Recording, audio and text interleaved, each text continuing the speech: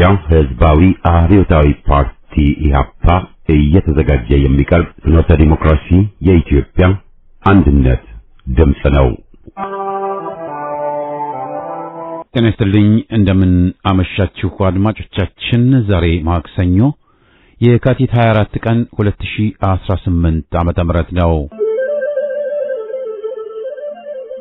የደምቢ ዶሎ ዩኒቨርሲቲ ተማሪዎች የነበሩትና በአክራሪ የኦሮሞ አሸባሪዎች የታገቱት ተማሪዎች ጉዳይ እስካሁን እልባትን አላገኘም። ብዙዎቹ ልጃገረዶች የሆኑት እነዚህ የአማራ ወጣቶች ከታገቱ ማክሰኞ የካቲት 24 ቀን 2254 ቀናት አለፋቸው። የወጣቶቹ ሰቆቃ ያብቃ እንበል። እስከ መቼ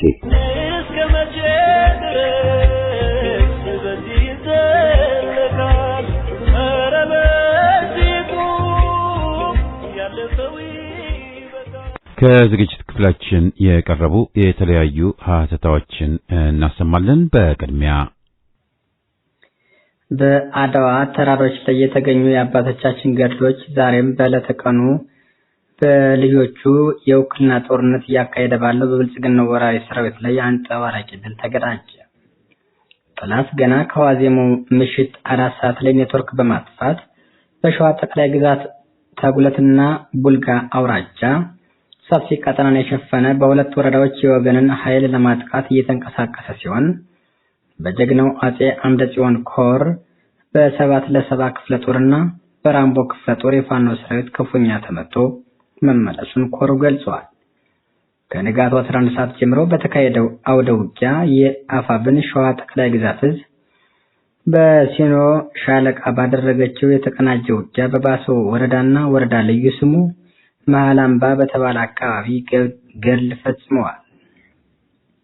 ተናዳፊው 7 ክፍለ ጦር ሲኖ ሻለቃ ከንጋት 11 ሰዓት ረፋዱ 4 ሰዓት ድረስ ባደረገው ተጋድሎ በጥላት ላይ ከፍተኛ ኪሳራ በማድረስም ክፍለ ጦሩ አስታውቋል።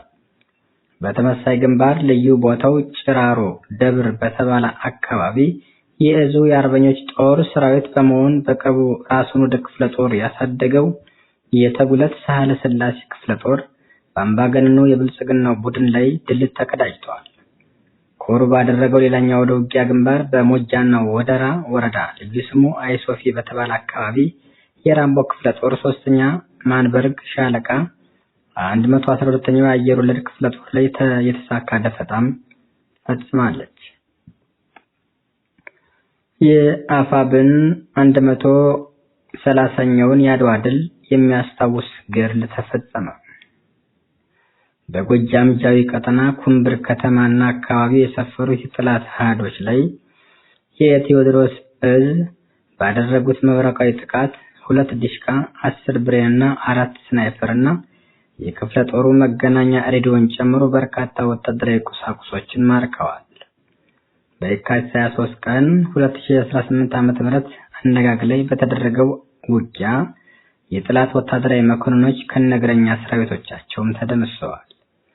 ከሶስቱ ከንደብርቱ ኮሮች የተወጣጣ ኃይል አቅደው በተሳተፉበት ዘመቻ ጠላት የቆም ምሽግ ቆፍሮ ከተቀበረበት ዘልቆ በመግባትና አፈና በመፈጸም የጠላትን ሎጂስቲክስና የሰው ኃይል ማማረክና መደምሰስ ተችሏል።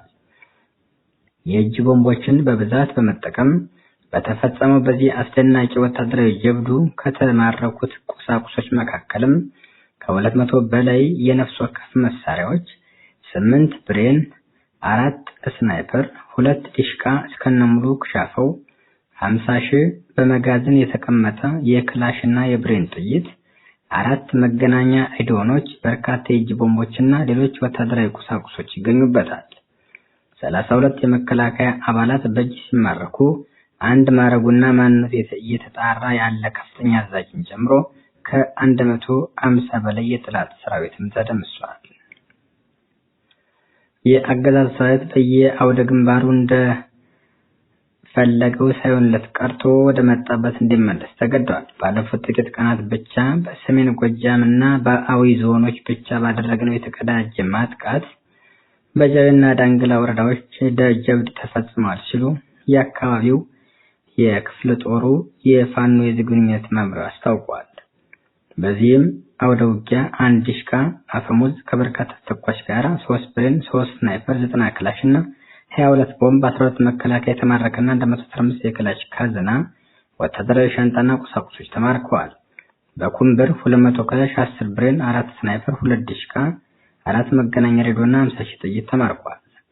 በዚህም የአገዛዙ ኃይል ከፍተኛ ኪሳራ የደረሰበት ሲሆን አብዛኞቹ ከዚህ ሀገር ከሚጨፈጭፍና ከሚያፈናቅል እንዲሁም ከሚገድል የቡድኑ እዝ በመውጣት ፋኖን መቀላቀል እንፈልጋለን በማለት እጃቸውን በሰላማዊ መንገድ በመስጠት ከነጥቃቸው የሀገራዊ ከፍተኛ የሆነ ቁጥር ያለው የአገዛዙ ኃይል ወደ ፋኖ እንዲቀላቀል ተገዷል።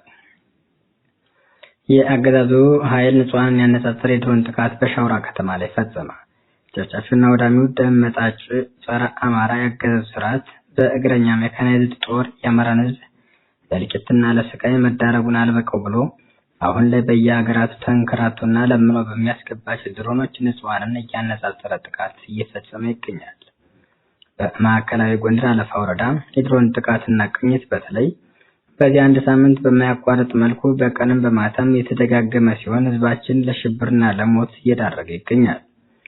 በዛሬው ዕለትም 1 ሰዓት ገደማ ሻውራ ከተማ ቀበሌ 1 ውሃ የሚቀዱ ንጹሃን ላይ ያነጣጠረ ጥቃት ተፈጽሟል። በዚህ ጥቃት ወይዘሮ አንጓች የዓለም ወጣት ናንዬ ደጉና አቶ አለሙ አቢታ ለህልፈተ ሞት ሲዳረጉ ዋወይ የሚባል ንጹሃንም ከባድ ቁስለኛ ሆነዋል። በአሰቦት ገዳም አካባቢ የሚኖሩ ከ50 በላይ የሚሆኑ አባወራዎች መፈናቀላቸው ተሰማ። እነዚህ አባወራዎች በተፈጸመባቸው ተኩስ ቤታቸውን ጥለው ሸሽተዋል ነው የተባለው። ከሰሞኑ በወራ ጥር መገባደጃ ላይ በአሰቦት ቅዱስ ሥላሴና በአባ ሳሙኤል ዘደብረ ወገግ ገዳም ከ2 ዓመት በላይ በዓታቸውን ዘግተው በጾምና በጸሎት ሲተጉ የቆዩት አባ ወልደ ሚካኤል ባህታዊ መነኩሴ በጥይት ተደብድበው በመገደላቸው ጣቢያችን በዘገው የሚታወስ ነው። በዛሬው ዕለትም ለጣቢያው ከስፍራው የደረሰው መረጃ እንደሚያመለክተው ከ1 ሰዓት አካባቢ በሚኤሶ ወረዳ በኢቲሳ ሮሮ ቀበሌ በገዳሙ አካባቢ ከዓመታት በላይ ሲኖሩ የነበሩት ከ50 በላይ የሆኑ ኦርቶዶክሳውያን አባወራዎች ማንነታቸው ባልታወቁ ኃይሎች በተከፈተባቸው ተኩስ ቤታቸውንና ንብረታቸውን ጥለው ወደ ገዳሙ ከተማ መፈናቀላቸው ተገልጿል። እነዚህ አባወራዎች ቀበሌያቸውን ሙሉ በሙሉ ለቀው ወጥተው የተባለ ሲሆን የኢትዮጵያውያኑ መፈናቀል መነሻውን ማንነት መሰረት ያደረገ ስለመሆኑም መረጃው ተነስቷል። ከተፈናቀሉት አባወራዎች ውስጥ ህጻናት፣ ሴቶችና እናቶች እንዲሁም አባቶች፣ ወጣቶች የሚገኙበት ሲሆን ከእነርሱም ውስጥ የተደበደቡና ከተተኮሰባቸው ጥይት ያመለጡም እንዳሉ ለማወቅ ተችሏል። በመረጃው እንደተገለጸው ኦርቶዶክሳውያኑ በሚኖሩበት አካባቢ ተደጋጋሚ ጥቃት ቢደርስባቸው ምንም አይነት ጥበቃ አልተደረገላቸውም። የትኛው የጸጥታ አካል አልደረሰላቸውም። ይልቁንም አገዛዙ በድብቅ ያደራጀው ቡድን ይህን ሁሉ ሴራ እየፈጸመ እንደሆነ የገዳሙ የውስጥ አዋቂዎች ጠቁመዋል። በዚህ ምክንያት በአካባቢ ምንም አይነት እንቅስቃሴ ባለመኖሩ ገዳሙ ከፍተኛ ስጋት ውስጥ እንዳለ ተጠቅሷል። በአሁኑ ሰዓትም በገዳሙና በምዕመናኑ ላይ ከሰፈነው ከፍተኛ ስጋት አንጻር የሚመለከታቸው አካላት ያልደረሱ ሲሆን ለፋኖ ቡድን ከፍተኛ የሆነ ንቃትና እንቅስቃሴ በመፍጠር አካባቢውን እንዲጠብቅና እንዲረከብ ሲሉ የገዳሙ አበምኔት መልእክታቸውን አስተላልፈዋል። የነዳጅ ዋጋ እንደ ሀገር ጭማሪ ማሳየቱ ተገለጸ። በኢራን አሜሪካ እስራኤል ጦርነት ምክንያት 1 ክሩድ በርሜል ነዳጅ ጭማሪ በማሳየት በዛሬው ዕለት $80 ተሽጧልም ተብሏል። ጦርነቱ ከመጀመሩ በፊት አርብ ዕለት 1 በርሜል ድፍድፍ ነዳጅ $72 ይሸጥ የነበረ ሲሆን ጦርነቱ ከተጀመረ በኋላ የ9 በመቶ ጭማሪ አሳይቷል። ከዚህም በተጨማሪ የተፈጥሮ ጋዝ ዋጋ በመላው አውሮፓ የ50% ጭማሪ ያሳየ ሲሆን ወደፊት በተለይ እንደ ኢስት አፍሪካ፣ ኢትዮጵያ የመሳሰሉት ታዳጊ ሀገሮች በነዳጅ ምክንያት ከፍተኛ የሆነ የኑሮ ውድነት ሊከሰት እንደሚችልም ተገልጿል። የዕለቱ ዜና በዚያ በቃ።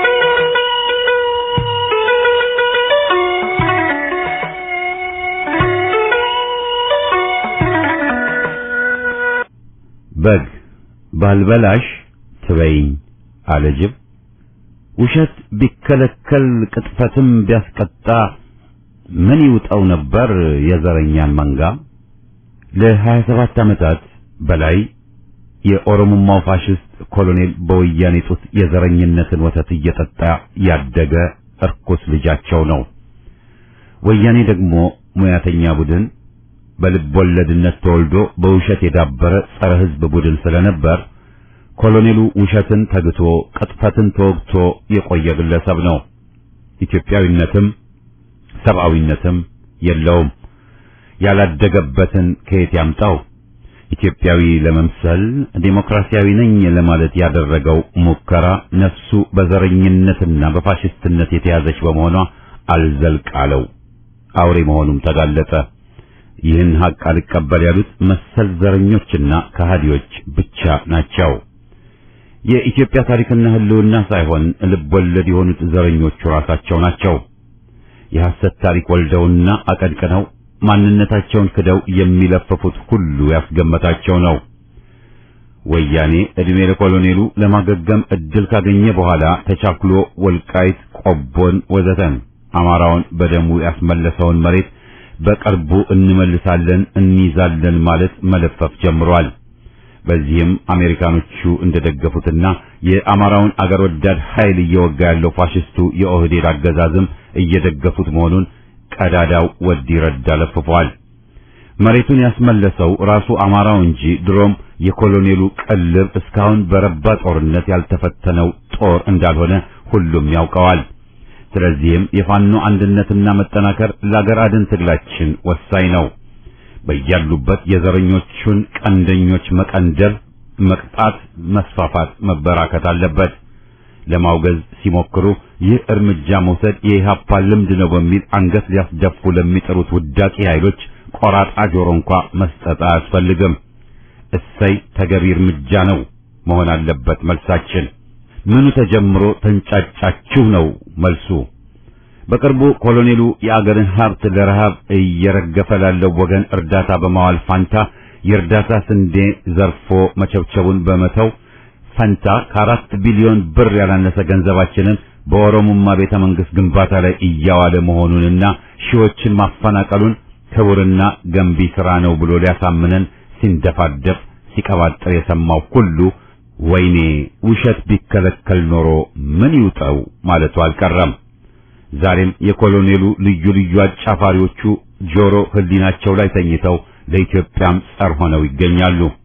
ኢትዮጵያ ዘረኞችን ታቸንፋለች። መርሃቸውን ሽጠዋል፣ ራሳቸውንም አሸናክለዋል። አገራቸውን ረስተው ወደ ጎጥ የወረዱትም ብዙ ናቸው። አንዳንዶቹ እንደ አማራ ብልጽግና አማራነትን ሽፋን ማድረጋቸውም እየታየ ነው። ይህም የሚወገዝ ነው።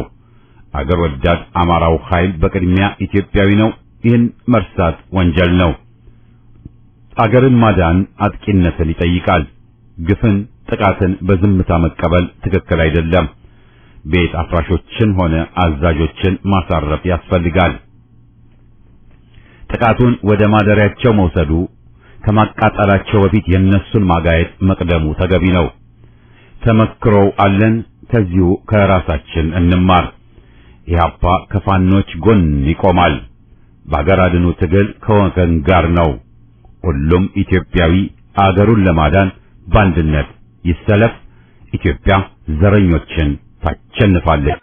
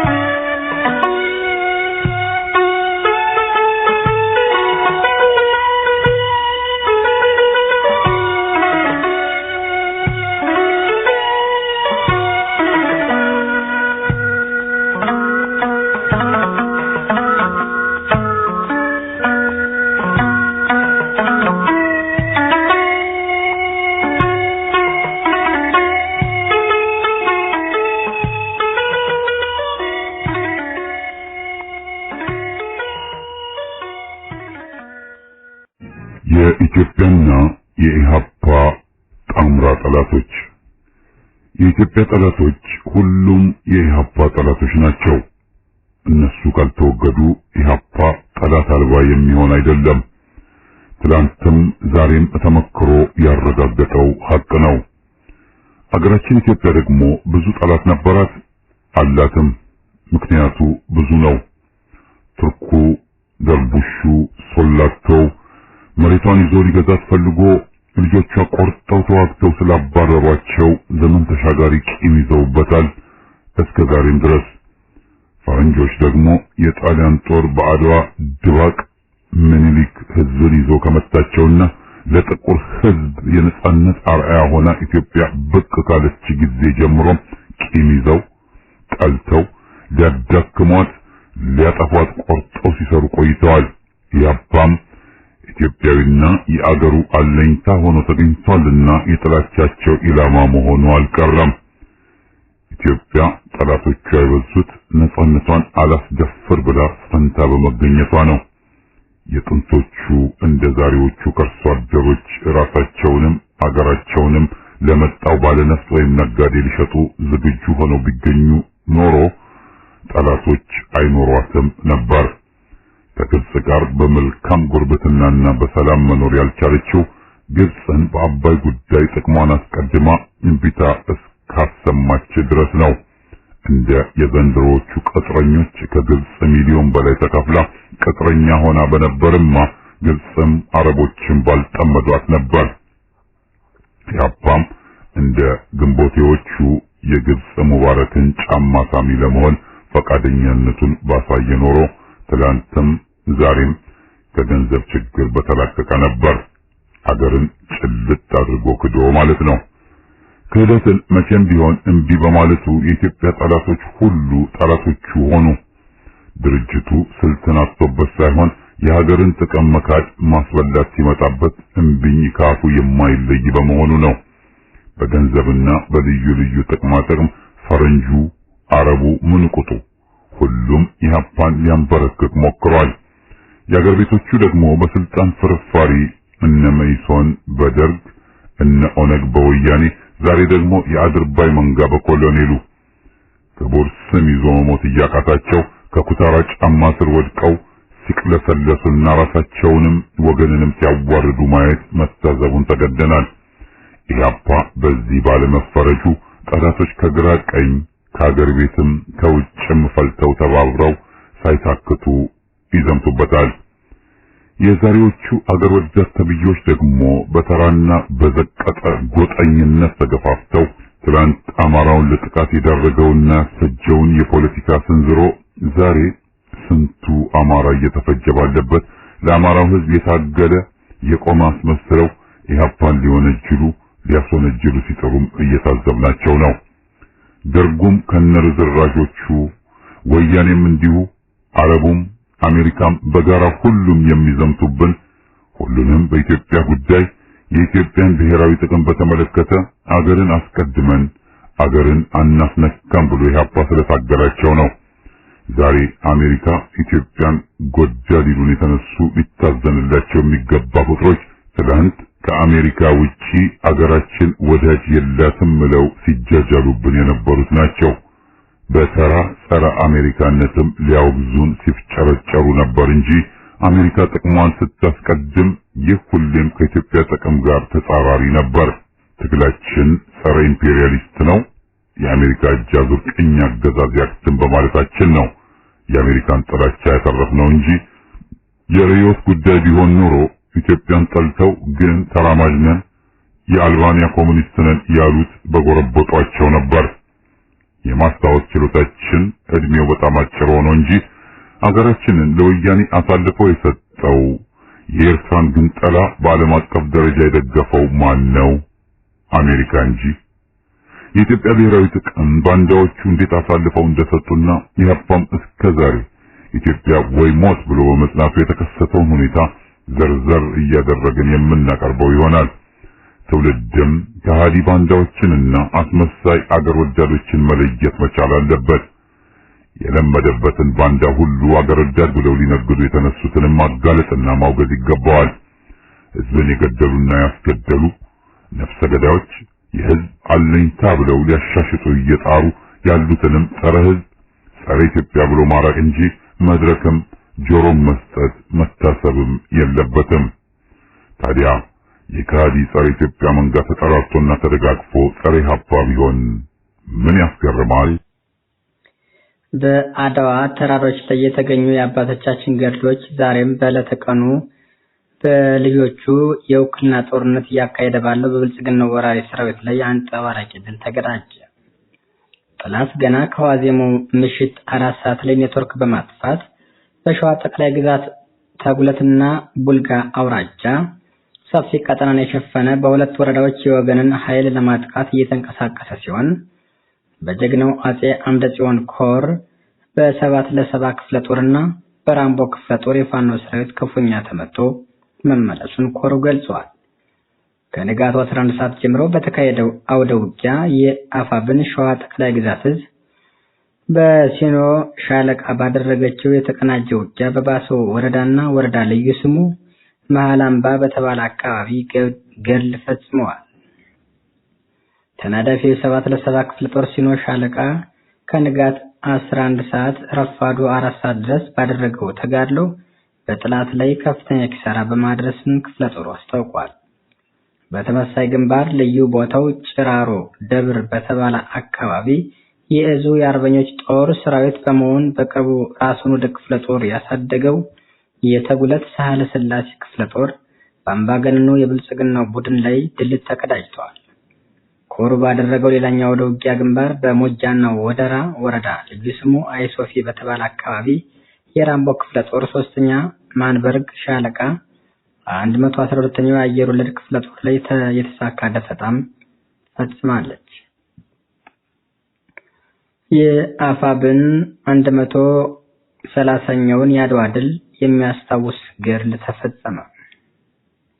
በጎጃም ጃዊ ቀጠና ኩምብር ከተማና አካባቢ የሰፈሩት የጠላት ኃይሎች ላይ የቴዎድሮስ እዝ ባደረጉት መብረቃዊ ጥቃት 2 ዲሽቃ 10 ብሬንና 4 ስናይፐርና የክፍለ ጦሩ መገናኛ ሬዲዮን ጨምሮ በርካታ ወታደራዊ ቁሳቁሶችን ማርከዋል። በየካቲት 23 ቀን 2018 ዓ.ም አነጋግ ላይ በተደረገው ውጊያ የጠላት ወታደራዊ መኮንኖች ከነግረኛ ሰራዊቶቻቸውም ተደምስሰዋል። ከ3 ክንደብርቱ ኮሮች የተወጣጣ ኃይል አቅደው በተሳተፉበት ዘመቻ ጠላት የቆም ምሽግ ቆፍሮ ከተቀበረበት ዘልቆ በመግባትና አፈና በመፈጸም የጠላትን ሎጂስቲክስና የሰው ኃይል ማማረክና መደምሰስ ተችሏል።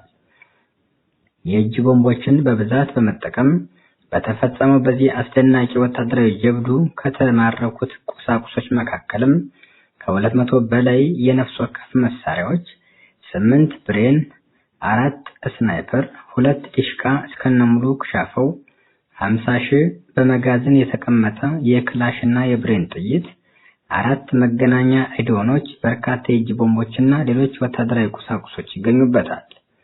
32 የመከላከያ አባላት በእጅ ሲማረኩ አንድ ማረጉና ማንነቱ እየተጣራ ያለ ከፍተኛ አዛዥን ጨምሮ ከ150 በላይ የጠላት ሰራዊትም ተደምስሷል።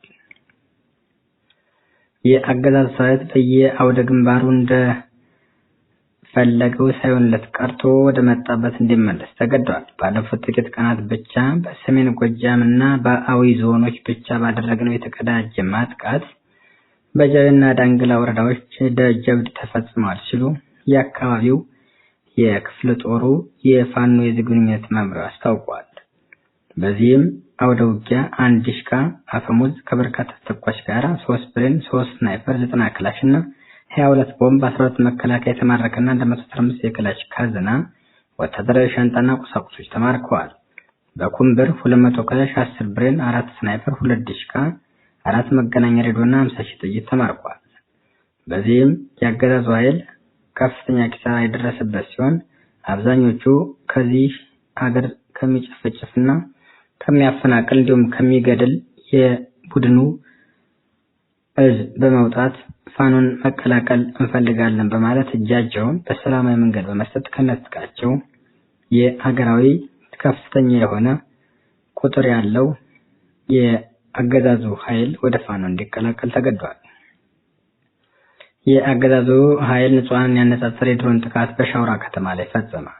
ጨፍጫፊና ወዳሚው ደም መጣጭ ጸረ አማራ የአገዛዙ ስርዓት በእግረኛ ሜካናይዝድ ጦር የአማራን ህዝብ ለእልቂትና ለስቃይ መዳረጉን አልበቀው ብሎ አሁን ላይ በየሀገራቱ ተንከራቶና ለምኖ በሚያስገባቸው ድሮኖች ንጹሃንን እያነጣጠረ ጥቃት እየፈጸመ ይገኛል።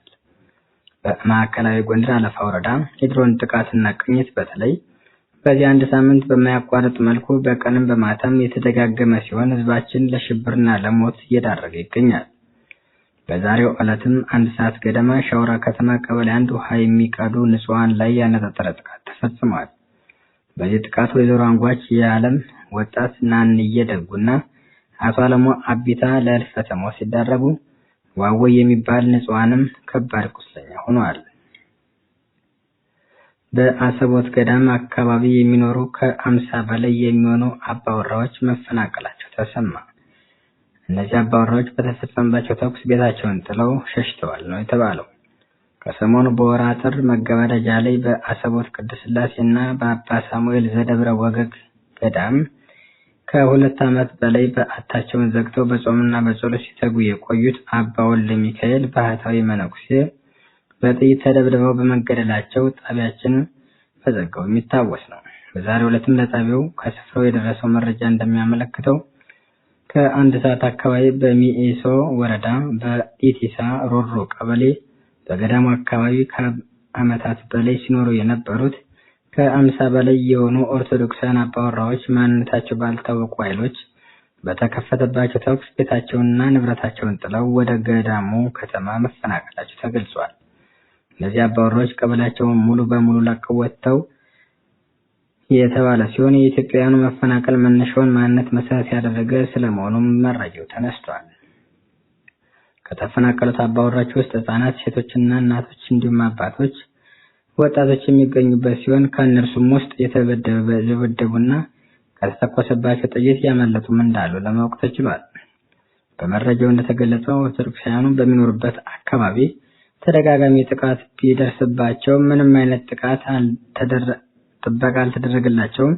የትኛው የጸጥታ አካል አልደረሰላቸውም። ይልቁንም አገዛዙ በድብቅ ያደራጀው ቡድን ይህን ሁሉ ሴራ እየፈጸመ እንደሆነ የገዳሙ የውስጥ አዋቂዎች ጠቁመዋል። በዚህ ምክንያት በአካባቢው ምንም አይነት እንቅስቃሴ ባለመኖሩ ገዳሙ ከፍተኛ ስጋት ውስጥ እንዳለ ተጠቅሷል። በአሁኑ ሰዓትም በገዳሙና በምዕመናኑ ላይ ከሰፈነው ከፍተኛ ስጋት አንጻር የሚመለከታቸው አካላት ያልደረሱ ሲሆን ለፋኖ ቡድን ከፍተኛ የሆነ ንቃትና እንቅስቃሴ በመፍጠር አካባቢው እንዲጠብቅና እንዲረከብ ሲሉ የገዳሙ አበምኔት መልእክታቸውን አስተላልፈዋል።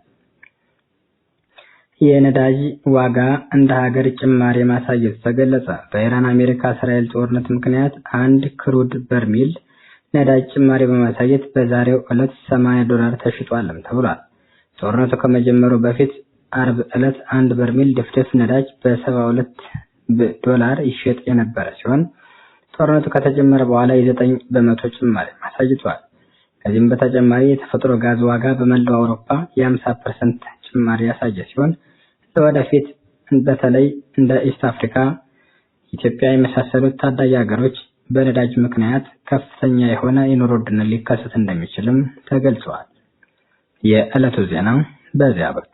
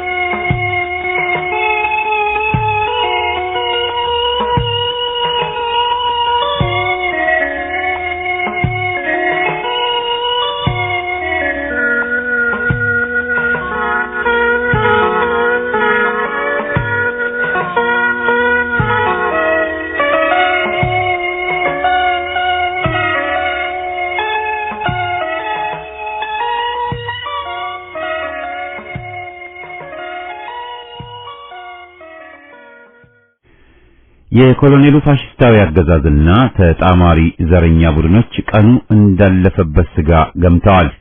የገማ ስጋ ደግሞ ዕጣ ፈንታው መጣል እንጂ ሌላ አይደለም። ኢትዮጵያ ሀገራችንና ውድ ልጆቿን እየጠሉና እየገፈተሩ የሚገዟትን ዘረኛና ጸረ ኢትዮጵያ አገዛዞችን ከ4 አስርት ዓመታት በላይ በጫንቃዋ ተሸክማ ባሽታለች። ወያኔ ኢህአዴግና ኦዴፓ ብልጽግና እነ ኦነግን ጨምሮ በወርተረኝነት እየተፈራረቁ ሲገዙ በዓላማና ምግባራቸው ላይ የሰናፍጭ ፍሬ የምታክል ልዩነት አልተፈጠረባቸውም፣ አልታየባቸውም።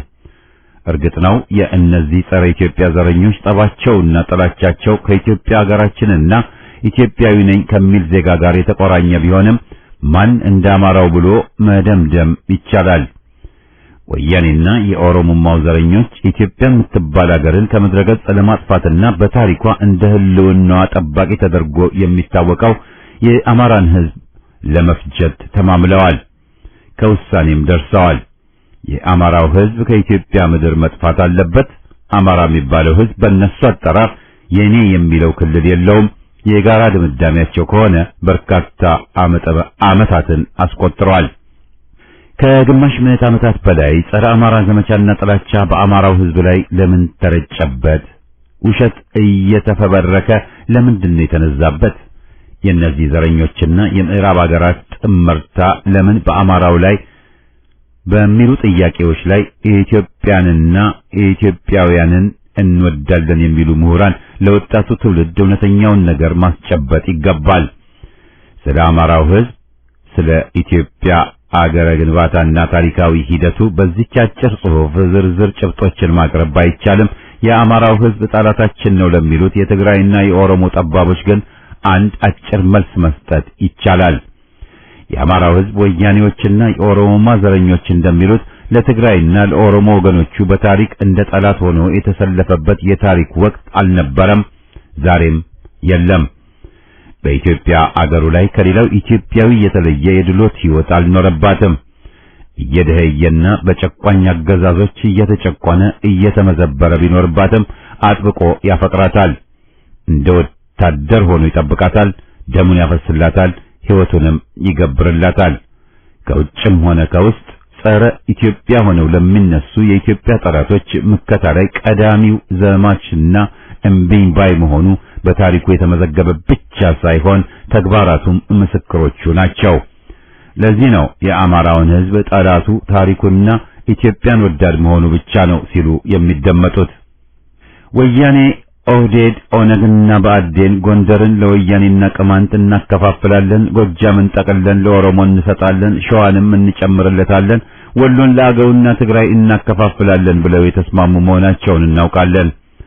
አማራው የኛን የበላይነት የሚቀበልና ጸባይ የሚኖረው ከሆነ አማራ ሳይንስን ብቻ እንተውለታለን፣ የማይገዛ ከሆነ ደግሞ ጠራርገን እናጠፋዋለን፣ ከባህር እንከተዋለን ብለዋል ስንል እውነትን እንጂ እንደነሱ ውሸት መተረካችን አይደለም። ማስረጃዎች ከበቂ በላይ ናቸው። አማራው ሕዝብ ላይ በባህሉና በእምነቱ የሚጠላቸውን ሁሉ ፈጽመውበታል። የዘር ፍጅት ፈጽመውበታል። ኢትዮጵያዊነቱን ክደው በገዛ ሀገሩ መጤ የሚል ተቀጥላ ለጥፈውበታል። በገዛ ሀገሩ ባይተዋር አድርገውታል፣ አፈናቅለውታል፣ አርደውታል።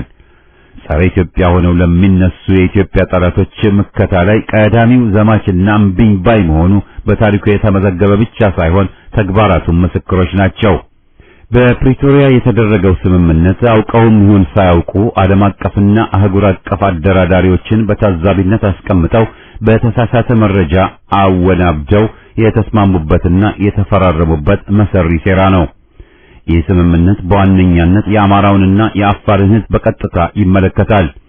የአፋርና የአማራ ሕዝብ በማያውቁትና በሌሉበት እንዲሁም ባልተሳተፉበት ለተወሰነባቸው ውሳኔ ተገዢ የሚያደርጋቸው የሕግ አግባብ የለም፣ ሊኖርም አይችልም። የኮሎኔሉ አገዛዝ በሰሜን እስከ አፍንጫው በታጠቀ ወያኔ እስከ አስከብቦ በምዕራብ ለሱዳን የድርሻሽን ውሰጅ ብሎ በደቡብ መከላከያውን ሙሉ በሙሉ በተቆጣጠረው የኦሮሞማ ዘረኞች ያስከበበው አማራውን ትጥቅህ ፍታ አሉት። አይደለም ትጥቅህን ሱሪህንም እናስወልቀሃለን አሉት። የኦህዴድ ኦነግ በአዴንና ወያኔ ጥምር የወረራ ተግባር በአማራው ህዝብ ላይ ተከፍቷል። ፋኖ የአማራውን ህዝብ ይዞ ወደ ውጊያው ገብቷል።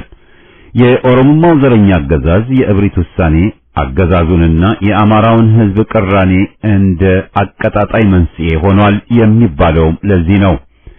የአማራው ህዝብ ወደ ጦርነት ሲገባ እንደ ጣቃ ተቀደድ የሚል ባህል የለውም። ሙያ በልክ ነው ብሎ ወደ ውጊያው ይገባል እንጂ ማንኛውም ቡድን ወደ ጦር ሜዳ ሲገባ ሱሪ አውላቂ ወይም አስወላቂ የሚኮንበትን ሁኔታ የሚወስነው የተዋጊው የዓላማ ጽናት፣ የውጊያ ውሎ ጀግንነት፣ የውጊያ ጥበብ፣ ስልትና ዘዴ፣ እውነተኛነትና ህዝባዊነት እንጂ እንደ ጣቃ በሚቀደድ አፍ እንዳልሆነ ግን በእርግጠኝነት መናገር ይቻላል። ወደፊት በተግባር የምናየውም ይሆናል። የኦነግ ኦህዴድ ፊልድ ማርሻል ተብዬ ያልተገራ አንደበትን እስኪ ለኢትዮጵያ ህዝብ የአንድ ፋኖ አንደበትን ላስደምጣችሁና ንጽጽሩን ራሳችሁ ስጡ። ወጣቱ ፋኖ እንዲህ አለ። በኮሎኔሉና በብርሃኑ ጁላ ታዘው ሊወጉን የሚመጡት የኦህዴድ ኦነግ ጦር በውጊያ ላይ ሞተው ስናያቸው እናለቅሳለን፣ ቆስለው ሲቃጥቱ ስናይ እንንሰፈሰፋለን አለ። በግሌ ይህ ሰብአዊነትን የተላበሰ አባባል አንጀቴን በልቶታል። እነሱ እንደ ወገን ባዩንም እኛ ወገንነታቸውን እናውቃለን ማለቱ የባዕድ ወራሪዎች ቢሆኑ እንኳ በሰውነታቸው እናዝናለን ማለቱ ነው። ሱሪ እናስወልቃለን ለሚለው ያልተገራ የብርሃኑ ጁላ የተገራ አንደበት ምላሽ ይሏል። የዚህ አይነቱን ነው። የኢትዮጵያን ተጨባጭ ሁኔታ ቀድመው መመልከት የቻሉ ኢትዮጵያውያን ኢትዮጵያ ሀገራችን መንግስት አልባ ሀገር ሆናለች ሲሉ አብይን በመሰለ ሙሴ የምትመራ ሀገርን እንዴት መንግስት አልባ ትላላቸው ለሚሉ ዛሬ ያፈጠጡና ያገጠጡ ጥቂት ማሳያዎችን ላንሳ። አገርን መንግስታዊ አገር ከሚያስብሉ በርካታ መስፈርቶች ውስጥ አንደኛውና ዋነኛው አገሩንና ወገኑን የሚወድ መሪ በህዝብ ተመርጦ ስልጣን ሲይዝ ነው። ከሰሞኑ የህዝብ ቁጣን ለማስታገስ በህዝብ የተመረጥኩ ስለሆንኩ ማንም በመሳሪያ ኃይል አይነቀንቀኝም ሲል ተደምጧል። በድርጅታዊ ሰንሰለትና በባዕዳን እገዛ እንጂ በኢትዮጵያ ህዝብ ኮሎኔሉ እንዳልተመረጠ የኢትዮጵያን ህዝብ ማታለል አይችልም፣ ነጮቹን እንጂ ምላሻችን ነው። በሌላ በኩል ኮሎኔሉ ኢትዮጵያንና ልጆቿን እየጠሉ የሚገዙ ከተባሉ ገዢዎች ውስጥ በግንባር ቀደምትነት ተጠቃሽ ነው። ኮሎኔሉ ነፍሱ እስክትወጣ ድረስ የሚወደው ስልጣኑን እንጂ ኢትዮጵያንና የኢትዮጵያን ህዝብ እንዳልሆነ ጠንቅቆ ለሚያውቀው የኢትዮጵያ ህዝብ ይህ ተራራ የሚያክል ውሸት አያስፈልገውም። አገርን መንግስታዊ አገር ከሚያስብሉት ሌሎች መገለጫዎች ውስጥ ጠንካራ እና አገር ወካይ የሆነ የመከላከያ ኃይል መኖር ነው። ያን ጊዜ በእርግጥም የአገር ዳር ድንበር ይከበራል፣ የአገር ሉዓላዊነትም ይጠበቃል። ኢትዮጵያ አገር መከላከያ ጦር አልባ አገር መሆኗን የሚያሳይ ጥቂት ማሳያዎችን ልጥቀስ። የኢትዮጵያ አገር መከላከያ የሚባለው የመከላከያን ዩኒፎርም ለበሰ እንጂ ውስጡ ኦህዴድ ብልጽግና ነው። የኢትዮጵያ ዳር ድንበር ከምስራቅ ጫፍ እስከ ምዕራብ ጫፍ፣ ከምዕራብ እስከ ሰሜን ጫፍ ድንበር ጠባቂ ጦር ዛሬ የለውም ቢባል እነሱ ሲያደርጉት ያላሳፈራቸው የሆነውንና የተደረገውን አገራዊ ደባ መናገር ምስጢር አባካኝ አያስብልም። የአማራውን ህዝብ ለማሸነፍና ለማንበርከክ ሲል ኮሎኔሉ በመላ አገሪቱ የነበረውን ጠረፍ ጠባቂ ከኦነግና ኦህዴድ ጦር ጋር በማጣመር በአማራው ህዝብ ላይ አዝምቷል። በዚህም ኮሎኔሉ የሚጠላት ኢትዮጵያን ዳር ድንበር በርግዶ የጠላት መፈንጫ አድርጎታል። ህዝብን ጠባቂ አልባ አድርጎታል። ለዚህ ነው ጋምቤላና የጋምቤላ ህዝብ በተደጋጋሚ በሙርሌ ታጣቂዎች የሚወረረው። ለዚህ ነው የደቡብ ምዕራብ ኢትዮጵያ በደቡብ ሱዳን ታጣቂዎች እየተወረረ ያለው። ሐመሩሃ ሰንደቅ ዓላማ የአባቶቼ ውርስ ነው፣ የሀገሬ መለያና ምልክት ነው። ለሰንደቅ ዓላማዬ እሰዋለሁ፣ ሰንደቅ ዓላማዬን አፈቅራለሁ፣ ሰንደቅ ዓላማዬን ማንም ሲሳለቅባት ማየት አልፈልግም፣ እድልም አልሰጠውም የሚል ሰብዕና ያለው የጦር አባል አላየሁም። በስልጠናም አገርን ህዝብንና ሰንደቅ ዓላማን ማፍቀር ግዴታ ነው የሚል አስተምህሮ አለመሰጠቱን ከዘረኞች የምጠብቀው እንጂ የማልጠብቀው ጉዳይ አይደለም። ወያኔ ኦነግም ሆነ ሌሎች ኢትዮጵያን ጠል ቡድኖች ሰንደቅ ዓላማችንን የሚያራክሱትና የሚያዋርዱት እኮ በመከላከያ ተብዬው አጠገብ ነው። የኢትዮጵያን ህልውና እንዲሁም የሕዝቧን ሕይወት ከዓለም ህብረተሰብ ጋር የሚያስተሳሰርና ትልቅ ድርሻ ያለው በውጭ ጉዳይ ሚኒስቴር የሚመራው የዲፕሎማሲው ዘርፍ ነው። ባለፉት የወያኔና የብልጽግና አገዛዞች የአማራውን ሕዝብ የዘር ፍጅት ብለው ያወገዙ፣ የኢትዮጵያን ዘረኛ አገዛዞች ዘረኞች ናችሁ፣ ይህ የዘረኝነት አካሄድ ለሕዝባችሁም ለአገራችሁም ለአፍሪካም አይጠቅምም፣ ታቀቡ ያለ አገር ወይም ዓለም አቀፋዊ ድርጅት አልሰማንም። ይህ ለምን ሆነ ለሚለው አጭሩ ምላሽ የሁለቱም አገዛዞች በውስጥ አማራውን፣ ኢትዮጵያን እንዲሁም ኢትዮጵያዊነትን እንዳረከሱ ሁሉ ለዓለም አቀፍ ማህበረሰብም በዲፕሎማቶቻቸው በኩል ተግተው የሰሩ መሆናቸውን ያሳያል። ኢትዮጵያ መንግስትና መንግስታዊ ስርዓት የላትም ለሚለው በርካታ ጠቋሚ ምልክቶች ውስጥ እነዚህን ካነሳው ኢትዮጵያ ሕግ አልባ ሀገር ሆናለች ለሚለውስ ምን ማስረጃዎችን መጥቀስ ይቻላል? እነሆ። ኢትዮጵያ ሕግ አልባ ሀገር እንደሆነች ከሚያሳዩን በርካታ ማስረጃዎች ውስጥ ሰሞኑን የምክር ቤት አባል የሆኑትን አቶ ክርስቲያን ታደለንና ዶክተር ካሳን ያለ መከሰስ መብት ሳያነሳ ኮሎኔሉ እንዲታሰሩ ያደረገበት ሂደት የሚነግረን እውነትነት ኢትዮጵያ ሕግ አልባ ሀገር መሆኗን እንጂ በሕግ የምትተዳደር አገር መሆኗን አይደለም።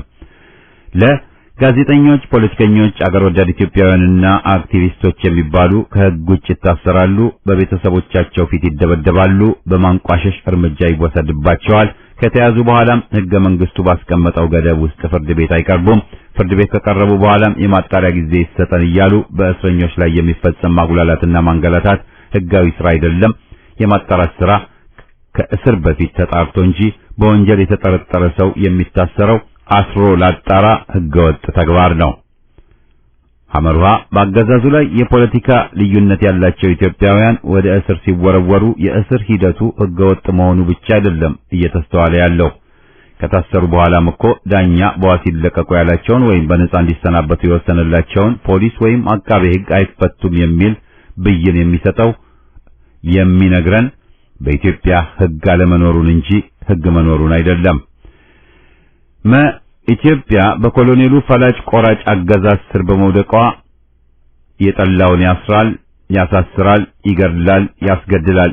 ይህ ብቻ አይደለም። በኢትዮጵያ ሕዝብ ስም በቢሊዮን የሚገመት ብር ይበደራል፣ በስጦታ ተቸረኝ ይላል። ስለዚህ ገንዘብ ምንስ ባደርገው ምን አገባችሁ የሚለው እውነት ኢትዮጵያ ሕጋዊ አገር ናት ከሚል ድምዳሜ ያደርሳልን? ቢደረስስ ትክክል ነውን? ጥያቄ ነው። ወጣ ያሉትን የኢትዮጵያ አካባቢዎች ትተን በዚህ በአዲስ አበባ በሕዝብ ላይ ደንብ ሲጣስ፣ ሕገወጥ ተግባር በነዋሪዎች ላይ ሲፈጸም ወይም ሰብአዊ መብት ሲጣስ ወዘተ አቅሙ ያለው በእንቢታ ወይም በሚፈልጉት ሄዶ ይቋቋማቸዋል። አቅሙ የሌለው በዝምታ ከማለፍ ያለፈ ወደ ፍትህ ሄዶ ፍትህ አገኛለሁ የሚል ተስፋው ስለተሟጠጠ አይሄድም።